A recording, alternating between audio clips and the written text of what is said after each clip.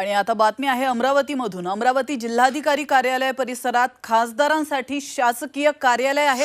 नियमानुसार लोकसभेचे खासदार बळवंत वानखडे यांना खासदार कार्यालय द्यायला पाहिजे होतं, मात्र विजयाच्या 17 दिवसानंतर सुद्धा खासदार कार्यालयाचा ताबा नवनिर्वाचित खासदार बळवंत वानखडे यांना देत नसल्याने काँग्रेसने संताप व्यक्त केलेला आहे। तर खासदार बळवंत वानखडे आणि आमदार यशोमती ठाकूर यांनी सुरुवातीला पालकमंत्री चंद्रकांत पाटील यांच्यावर संताप व्यक्त करत कार्यालयाचा ताबा देण्याची विनंती केली, तरी सुद्धा ताबा न दिल्याने थेट खासदार कार्यालयामध्ये त्यांना गाठून कार्यालयाचं कुलूप तोडून खासदार कार्यालयाचा ताबा घेतला गेलाय।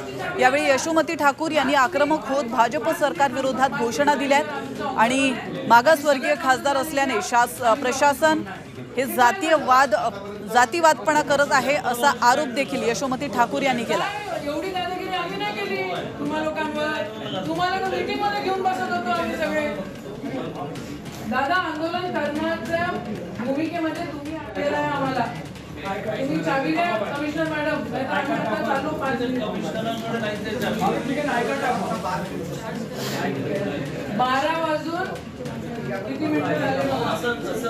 आम्ही 40 मिनिटावर आम्ही इथनं निघतोय आणि आम्ही ते ऑफिस ताब्यात घेतो।